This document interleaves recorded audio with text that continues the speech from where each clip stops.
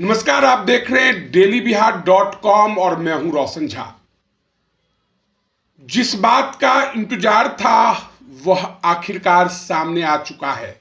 जी हां, साल 2024 लोकसभा चुनाव के बाद बिहार के 4 नेता जो सांसद बने थे और उन्होंने विधायक के पद से इस्तीफा दिया था, जिसके बाद बिहार विधानसभा में उपचुनाव करवाए गए और उन चारों सीटों पर मतदान के बाद रिजल्ट आ चुका है। वे 4 सीट हैं तरारी, इमामगंज, बेलागंज और रामगढ़। चारों सीट पर एनडीए ने जबरदस्त प्रदर्शन करते हुए कब्जा जमाया है। एक तरह से कहा जाए तो भाजपा, जदयू और हम पार्टी ने जबरदस्त प्रदर्शन किया है और उसमें भी तरारी में तो पहली बार बीजेपी ने परचम लहराया है। जी हां, आज तक तरारी से बीजेपी ने कभी जीत का स्वाद नहीं चखा था, लेकिन विशाल प्रशांत उर्फ सुशील पांडे ने इस बार उस असंभव काम को संभव कर दिखाया जो पहले कभी नहीं हुआ। तो बारी बारी से इस वीडियो में हम आपको बताने जा रहे हैं कि किस सीट पर कौन सा उम्मीदवार जीता है, जो उम्मीदवार हारे हैं उन्हें कितना वोट प्राप्त हुआ और प्रशांत किशोर जो खुद को बड़े रणनीतिकार बताते हैं, आखिर उनके उम्मीदवार को कितना वोट प्राप्त हुआ, कहां ज्यादा मिला और कहां कम मिला। तो आइए इस वीडियो में हम आपको बारी बारी से बताएंगे, लेकिन इस वीडियो में हम सबसे अधिक जिस सीट की बात करेंगे वह है तरारी।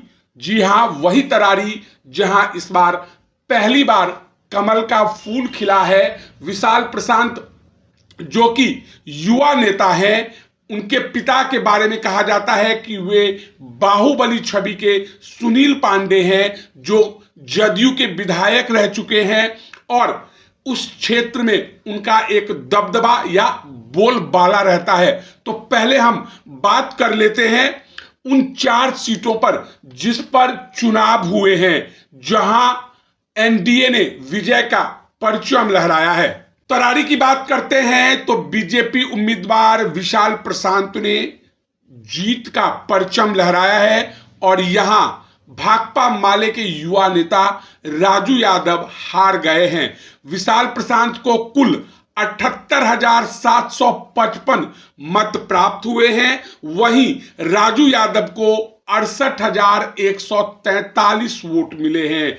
जन स्वराज पार्टी की किरण सिंह को 5,622 वोट मिले हैं। अगर आप यह जानना चाहते हैं कि अगर जन स्वराज नहीं होता तो भी राजू यादव हारते, क्योंकि जीत और हार की जो मार्जिन है वह 10,612 है। यानी जन स्वराज पार्टी की उम्मीदवार किरण देवी को जितने मत प्राप्त हुए, वह मत अगर हम राजू यादव में जोड़ दें तो भी राजू यादव जीत नहीं रहे हैं। इमामगंज जो कि एक वीआईपी सीट है, जीतन राम मांझी यहां से विधायक हुआ करते थे और सांसद बनने के बाद उन्होंने अपनी बहू को चुनाव लड़वाया। विपक्ष ने परिवारवाद को लेकर जीतन राम मांझी को घेरने का प्रयास किया और कहा कि जीतन राम मांझी तेजस्वी यादव को लेकर परिवारवाद का आरोप लगाते हैं, लेकिन जब टिकट देने की बारी आई तो उन्होंने भी अपने घर में ही अपनी बहू को विधानसभा भेजने का फैसला ले लिया। यहां दीपा मांझी जीत चुकी है, उन्हें टोटल 53,435 मत मिले हैं, जबकि आरजेडी ने रोशन मांझी को टिकट दिया था। रोशन मांझी भी मांझी हैं और इनको 47,490 वोट प्राप्त हुए हैं। जन स्वराज ने जितेंद्र पासवान को अपना उम्मीदवार बनाया था और यहां उन्हें 37,103 वोट मिले। यहां आप कह सकते हैं कि जन स्वराज ने न खेला और न आरजेडी को खेलने दिया। परिणाम स्वरूप जीतन राम मांझी की बहू जीत गई, क्योंकि जनसुराज ने इस सीट पर जबरदस्त परफॉर्मेंस किया और 37,000 से अधिक मत प्राप्त किए।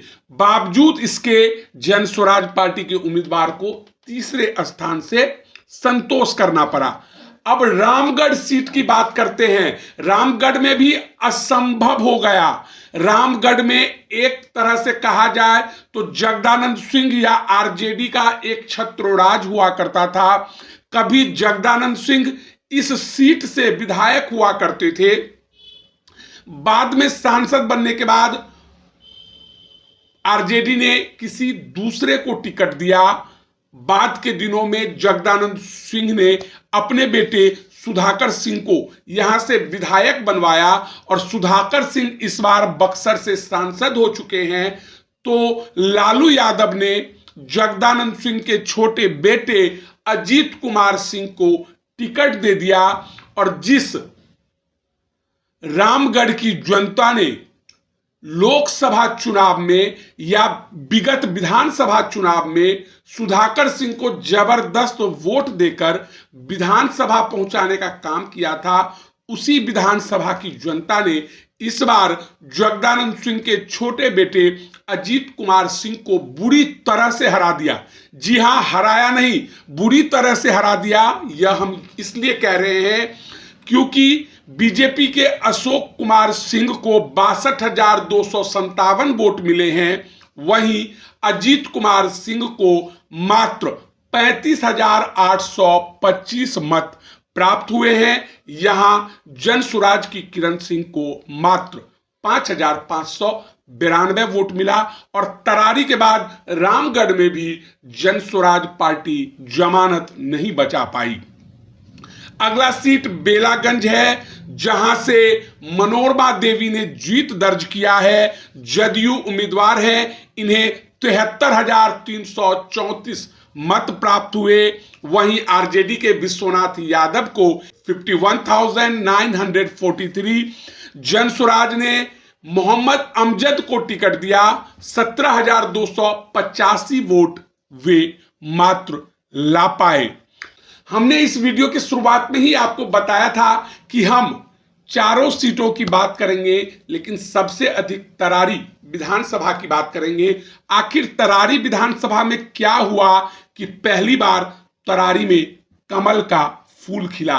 तो सबसे पहले यह समझ लीजिए कि तरारी विधानसभा में सहार प्रखंड, तरारी प्रखंड और पीरो नगर परिषद आता है। यह पहले पीरो विधानसभा हुआ करता था, लेकिन वर्तमान समय में यह तरारी विधानसभा है और बीजेपी ने इस बार नागेंद्र पांडे, डॉक्टर नागेंद्र पांडे उर्फ सुनील पांडे के बड़े बेटे विशाल प्रशांत उर्फ सुशील पांडे, जिनकी उम्र 34 साल है, उन्होंने इंटर तक की पढ़ाई की है।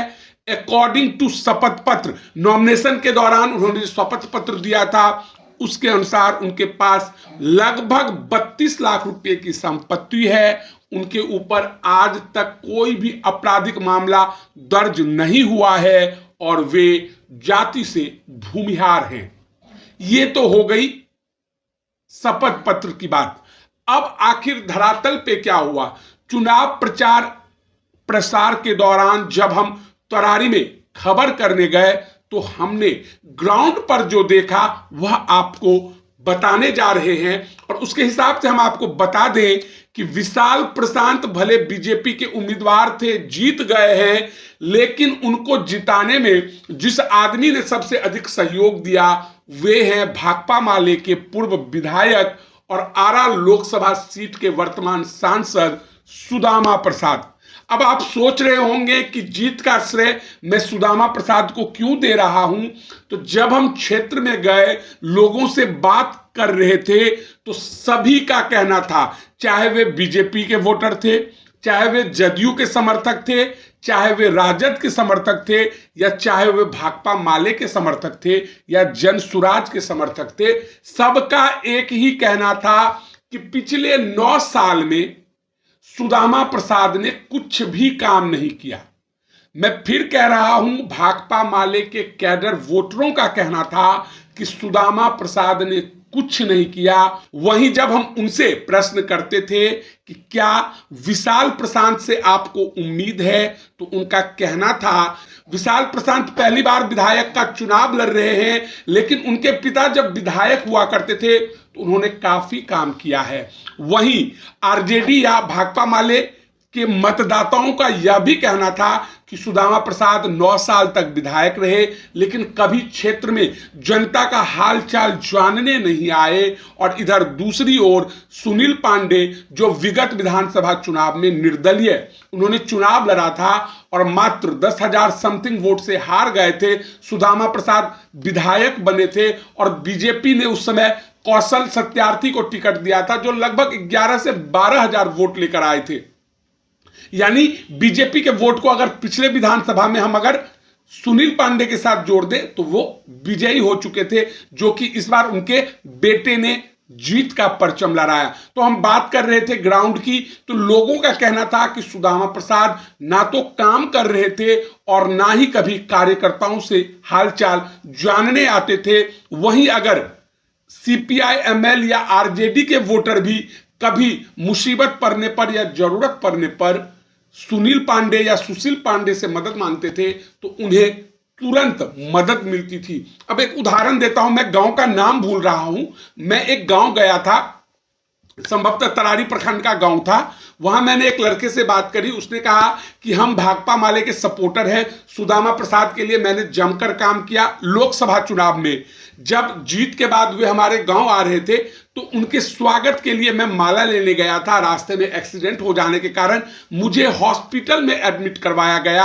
और आपको जान के आश्चर्य लगेगा, सुदामा प्रसाद ने ना अपने लोगों से कहकर उस आदमी को एडमिट करवाया और 10 दिन 5 दिन बीत जाने के बाद भी हालचाल लेने नहीं पहुंचे। उस लड़के का कहना था कि इस बार मैं बीजेपी के लिए काम कर रहा हूं और हर हाल में हमें विशाल प्रशांत को जिताना है, ताकि अब तक जो विकास के काम रुके हुए हैं वे अगले 9 महीने में, विशाल प्रशांत बीजेपी से हैं, केंद्र में मोदी जी की सरकार है, राज्य में नीतीश और बीजेपी की सरकार है, तो हम अगर विशाल प्रशांत को जिताते हैं तो विकास का काम यहां अधिक होगा, पैसे की कोई कमी नहीं होगी।